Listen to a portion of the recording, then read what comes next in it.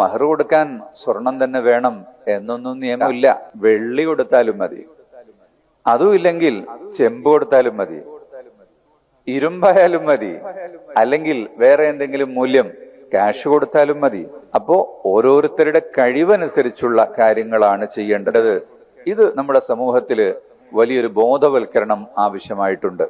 കൊടുക്കുന്നവരും വാങ്ങുന്നവരും അതിനെക്കുറിച്ച് പ്രേരിപ്പിക്കുന്നവരും എല്ലാം തന്നെ അത് വേണമെന്നില്ല എന്നിടത്തേക്ക് എത്തണം. അങ്ങനെ എത്തിക്കഴിഞ്ഞാൽ ആളുകൾക്ക് പ്രശ്നമില്ല.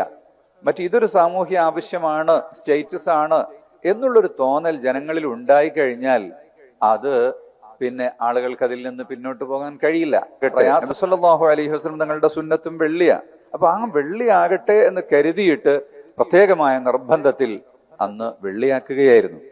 നമ്മൾ കാണിക്കുന്ന ചില മോഡലുകൾ അത് മറ്റുള്ളവർ പകർത്തുകയും അത് സമൂഹത്തില് വലിയ മാറ്റങ്ങൾ ഉണ്ടാക്കുകയും ജനങ്ങൾക്ക് അതുകൊണ്ട് വലിയ സൗകര്യങ്ങൾ ലഭിക്കുകയും ചെയ്യും.